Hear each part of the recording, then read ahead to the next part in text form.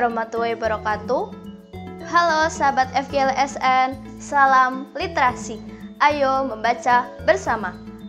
Sebelumnya perkenalkan, nama saya Amelia Azahra dari SMA Negeri 1 Bojong, Kabupaten Pekalongan, Jawa Tengah. Di sini saya akan menceritakan asal-usul Desa Randu Muktiwaren. Sebelumnya, izinkan saya menceritakan sedikit mengenai Desa Randu Muktiwaren. Desa Randu Muktiwaren terletak di Kecamatan Bojong, Kabupaten Pekalongan, Jawa Tengah. Desa ini berjarak 5 km dari ibu kota kecamatan dan 12 km dari ibu kota kabupaten. Nah, sebelum terbentuknya Desa Randu Muktiwaren, awalnya Desa Randu Muktiwaren ini terdiri dari 3 desa yang terpisah, yaitu Desa Puwaren, Sirandu, dan Kemukten. Nah, Desa Puwaren didirikan oleh Kertoyoso. Makam Kertoyoso masih ada di daerah Waren, tepatnya di pemakaman umum Desa Waren. Hingga saat ini, makamnya sering dikunjungi oleh masyarakat setempat. Sedangkan Desa Sirandu didirikan oleh Surobau. Makamnya terletak di Desa Sirandu dan hingga saat ini masih sering dikunjungi oleh masyarakat setempat. Kemudian untuk Desa Kemukten didirikan oleh Kiai Sopo. Makamnya dulu terletak di dekat masjid, namun kini telah hilang. Nah, penggabungan ketiga desa menjadi satu desa itu pada tahun 1919 karena pengaruh kebijakan kolonial Belanda. Sebelum terbentuknya 3 desa tersebut, awalnya wilayah tersebut hanyalah hutan belantara yang ditumbuhi rimbunnya pepohonan. Untuk lebih lengkapnya, stay tune ya teman-teman.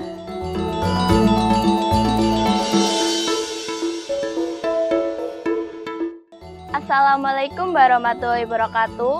Halo sahabat FGLSN, salam literasi. Ayo membaca bersama.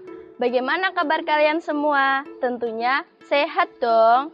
Sebelumnya perkenalkan, nama saya Amelia Azahra dari SMA Negeri 1 Bojong, Kabupaten Pekalongan, Jawa Tengah. Pada kesempatan ini, saya akan menyampaikan sebuah cerita yang berjudul Legenda Asal-Usul Desa Randu Muktiwaren karya Fatin Zakia. Cerita ini diambil dari buku Mendongeng Pekalongan karya Taufik Hidayah dan Akar Atia dan diterbitkan oleh Mitra Wacana Media. Jadi, Desa Randu Muktiwaren terletak di Kecamatan Bojong, Kabupaten Pekalongan, Provinsi Jawa Tengah. Desa Randu Muktiwaren berjarak 5 km dari ibu kota kecamatan dan 12 km dari ibu kota kabupaten. Wilayah Desa Randu Muktiwaren memanjang dengan batas desa sebelah utara sungai dan sebelah selatan persawahan yang ditanami padi. Itulah desaku, tempatku dilahirkan dan dibesarkan dengan penuh kedamaian. Dahulu ada seorang yang pintar dan pemberani. Kalian tahu siapa nama orang tersebut? Ya, orang tersebut bernama Rukem. Ia diangkat sebagai pemimpin kelompok pejuang tanah air. Meskipun terkenal pintar dan pemberani, ternyata dia tidak bijaksana loh dengan keluarganya. Rukem mempunyai 2 orang istri dan 5 orang anak. 2 anak dari istri pertama dan 3 anak dari istri kedua. Pada suatu hari, Rukem berbincang-bincang dengan kedua istrinya dan putra-putrinya. Kedua istrinya dan putra-putrinya menuntut kepada Rukem untuk memberikan kehidupan yang layak kepada mereka. Si putri bungsunya memberanikan diri untuk meminta barang kepada Rukem. "Pak, belikan aku bantal dan kasur yang empuk agar aku bisa tidur nyenyak di malam hari," ujar si bungsu. Mendengar itu semua, Rukem hanya terdiam. Setelah itu, ia berkata, "Baiklah, aku akan memenuhi semua keinginan kalian, tapi beri aku waktu yang cukup lama untuk memenuhinya, dan izinkan aku pergi berjuang." Seluruh anggotanya mengiyakan perkataan Rukem.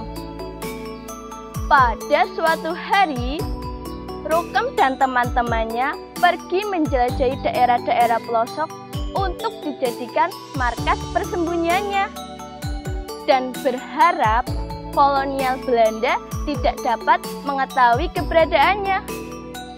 Dalam perjalanannya, mereka menemukan pepohonan yang belum mereka kenal.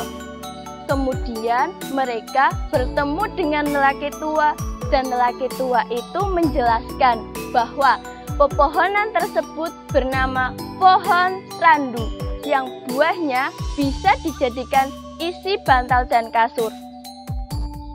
Setengah bulan lamanya mereka menekuni aktivitas tersebut untuk menyambung hidupnya. Namun, masyarakat asli yang tinggal di sekitar hutan randu mengeluh karena sumber penghasilan mereka diambil oleh Rukem dan teman-temannya. Lalu, perselisihan pun terjadi. Selang beberapa lama, datanglah seorang kakek berjenggot putih bertongkat di antara mereka. Sang kakek berteriak untuk menghentikan perselisihan tersebut. "Hei, ada apa ini? Kenapa kalian berantem?" ujar sang kakek. Rakum pun menjawab, "Gini loh kek, kami sedang memunguti buah randu yang tercecer di tanah. Tiba-tiba mereka datang dan melarang kami." Kakek pun menjawab, "Oh, jadi perselisihan ini terjadi karena pohon randu." Setelah itu, sang kakek mengambil buah randu sambil membuka kulitnya dan menunjukkan kepada mereka sambil berkata, "Buah randu menggambarkan dua sifat manusia, kapas sebagai sisi baik dan bijinya yang hitam sebagai sisi buruk." Setelah itu, sang kakek menancapkan tongkatnya dan duduk bersila di depan tongkatnya sambil berdoa dan mengatakan, "Semua pohon randu ini akan hilang besok." Setelah itu, sang kakek mengambil dua buah randu lalu membaginya sama rata, satu untuk pejuang dan satu untuk penduduk setempat. Lalu sang kakek berpesan, "Jika kalian menginginkan pohon randu, maka tanamlah bijinya dan namai desa ini dengan nama Randu Mukti Waren." Setelah berpesan seperti itu, sang kakek hilang tanpa bayangan. Keesokan harinya, semua pohon randu hilang secara tiba-tiba. Akhirnya, mereka menanam biji buah randu sesuai pesan sang kakek dan hidup damai berdampingan.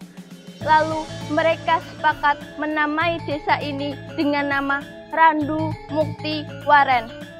Begitulah teman-teman cerita asal-usul Desa Randu Mukti Waren.